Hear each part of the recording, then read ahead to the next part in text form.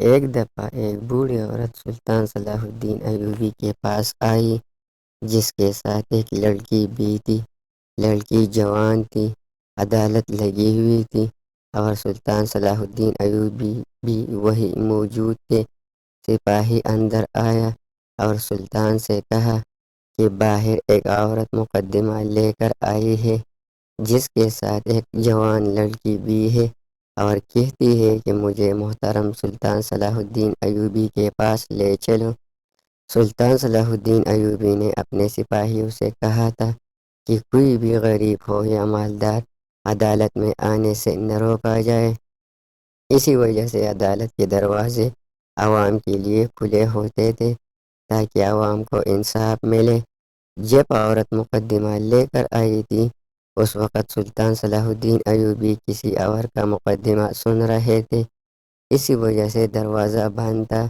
جب سپاہی سلطان صلاح الدین ایوبی سے اجازت لے کر اندر آ رہا تھا، تو سلطان سمجھ گیا کہ کوئی خاص مسئلہ ہوگا، ورنہ سپاہی اندر نہ آتا۔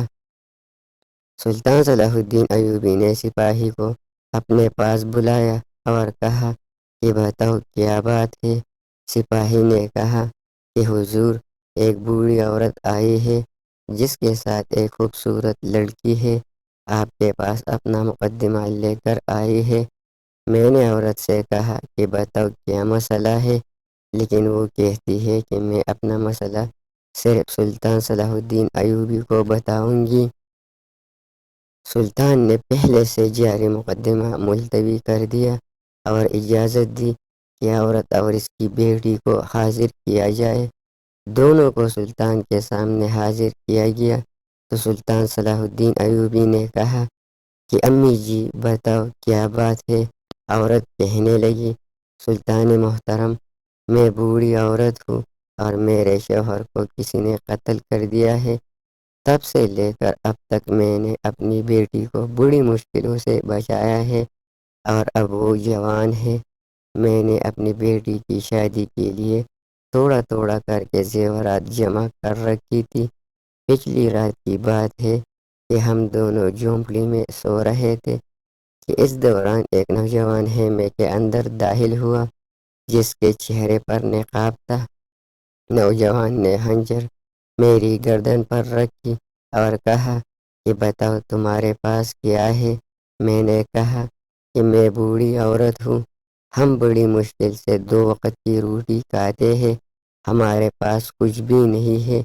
لیکن وہ کہنے لگا کہ مجھے معلوم ہے کہ تیرے پاس زیورات اور رقم موجود ہے، جو تم نے اپنی بیٹی کی شادی کے لیے جمع کر رکھا ہے۔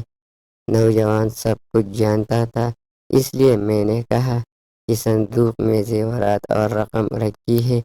نوجوان زیورات اور رقم اٹھا کر جانے ہی لگا تھا کہ اس دوران اس کی نظر میری جوان بیٹی پر پڑی۔ وہ واپس مڑا اور میرے ہاتھ پیر رسیوں سے باندھ کر میرے سامنے میری بیٹی کی عزت کو لوٹ لیا۔ یہ سن کر سلطان صلاح الدین ایوبی پریشان ہوا اور سوچنے لگا کہ اتنی بڑی گناہ کی جرت کس نے کی ہے۔ سلطان نے بوڑھی ماں سے کہا کہ تم نے اچھا کیا کہ مقدمہ میرے پاس لے کر آئی۔ میں آپ کو یقین دلاتا ہوں کہ وہ نوجوان میری پکڑ میں ہوگا۔ اگر آپ میرے پاس نہ آتی تو مجھے یقین ہے کہ وہ آنے والے وقت میں دوسرے لڑکیوں کے ساتھ زیادتی کرتا۔ سلطان صلاح الدین ایوبی نے معاملے کو سمجھنے کے لیے بوڑھی ماں سے کہا کہ جس وقت نوجوان اندر داخل ہوا تو دیا جل رہا تھا۔ بوڑھی ماں نے کہا، ہاں دیا جل رہا تھا، کیونکہ اچانک میری آنکھ لگ گئی تھی اور میری بیٹی پہلے سو گئی تھی، اس لیے دیا جل رہا تھا۔ سلطان صلاح الدین ایوبی نے کہا کہ آپ نے اس نوجوان کو صحیح طریقے سے دیکھا تھا۔ بوڑھی ماں نے کہا، نہیں سلطان محترم، کیونکہ اس کے چہرے پر نقاب تھا اور صرف آنکھیں دکھائی دیتی تھی۔ سلطان صلاح الدین ایوبی نے کہا کہ کوئی خاص بات یا نشانی جو آپ کو اس نوجوان میں نظر آئی ہو۔ بوڑھی ماں کچھ دیر کے لیے سوچنے لگی اور کہا سلطان محترم، ایک نشانی ہے جو میں نے اس کے ہاتھ کے اوپر دیکھی تھی جب وہ جوان دیا بجھا رہا تھا۔ اس کے علاوہ میں اس جوان کے بارے میں کچھ نہیں جانتی۔ سلطان صلاح الدین ایوبی نے کہا کہ کل آپ آ کر مجھ سے ملنا، میں اس کے بارے میں اکیلے میں آپ سے بات کروں گا، پھر اس مقدمے کو حل کرنے کی کوشش کروں گا۔ بوڑھی ماں گھر چلی گئی اور اگلے دن پھر سلطان کی خدمت میں حاضر ہوئی۔ سلطان صلاح الدین ایوبی نے سب کو کمرے سے باہر بھیج دیا اور اکیلے میں بوڑھی ماں سے کہنے لگا کہ اگر میں آپ کے گاؤں کے سب لوگوں کو اکٹھا کروں اور ایک ایک کی ہاتھ پر وہ نشانی دیکھ لوں تو ہو سکتا ہے کہ وہ شک میں پڑ جائے اور وقت آنے سے پہلے وہ بھاگ جائے یا کسی تاجر کے روپ میں کسی دوسرے شہر بھاگ جائے۔ بوڑھی ماں نے کہا سلطان محترم کہ پھر کون سے طریقے سے آپ اس کو پکڑیں گے؟ سلطان صلاح الدین ایوبی نے کہا کہ کل میں ایک دعوت کا پروگرام بناؤں گا، اس دعوت میں صرف آپ کے گاؤں کے لوگ ہوں گے۔ جب سب لوگ کھانے کے لیے بیٹھ جائیں گے تو میں آپ کو سب لوگوں سے ملواؤں گا۔ اس ملاقات کے دوران سب لوگوں سے ہاتھ ملانا اور ہر ایک کے ہاتھ کو دیکھنا کہ وہ نشان کس کے ہاتھ پر ہے۔ مجھے یقین ہے کہ وہ نوجوان اسی گاؤں کا ہوگا جو پہلے سے زیورات اور رقم کے بارے میں جانتا تھا۔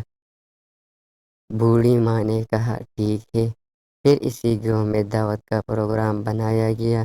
سلطان نے اس بوڑھی عورت کا حلیہ بدلا اور تمام لوگوں کے سامنے حاضر کیا کہ یہ پڑوس کا ملکہ ہے اور آپ سب لوگوں سے ملنا چاہتی ہے۔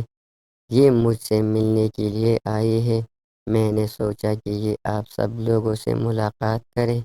اس کے بعد سلطان نے حکم دیا کہ باری باری ہر ایک ملکہ سے ملاقات کرے اور اس سے ہاتھ ملائے۔ حکم کی تعمیل ہوئی۔ باری باری لوگ آتے تھے اور اس بوڑھی عورت سے ہاتھ ملاتے اور چلے جاتے تھے۔ سلطان یہ سارا منظر دیکھ رہا تھا۔ آدھے سے زیادہ لوگ اس بوڑھی عورت سے ہاتھ ملا کر جا چکے تھے، لیکن وہ نوجوان ابھی تک نہیں آیا تھا جس نے اس بوڑھی عورت کی بیٹی کی عزت کو لوٹ لیا تھا۔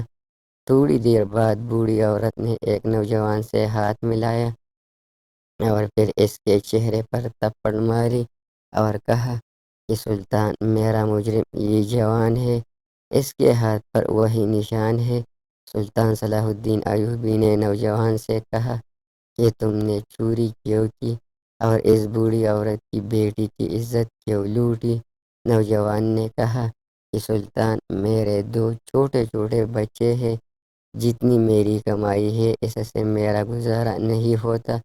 ایک دن میں اس جھونپڑی سے گزر رہا تھا تو یہ بوڑھی عورت اپنی بیٹی سے اس زیورات اور رقم کے بارے میں بات کر رہی تھی، اس لیے میں رات کو ڈاکو کی روپ میں آیا اور سونا لے کر بھاگنے ہی لگا تھا کہ پھر میں نے سوچا کہ ایک گناہ کر لیا تو دوسرا گناہ کرنے میں کیا حرج ہے۔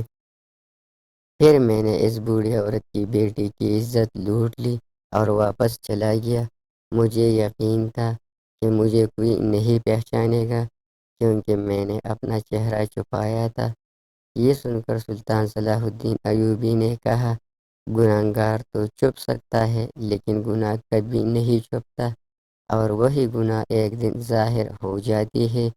اس لیے اس گناہ کی وجہ سے تم آج پکڑے گئے اور تمہارا سزا صرف موت ہے۔ اس کہانی سے ہمیں یہ سبق ملتا ہے کہ جب آپ ایک گناہ کریں گے تو پھر آپ کو گناہوں کی عادت لگ جائے گی اور آپ مزید گناہ کرتے رہیں گے اور آخر میں تمہارا انجام برا ہوگا۔ اے اللہ ہمیں بھی ایسی گناہوں سے بچنے کی توفیق نصیب فرمائے، آمین۔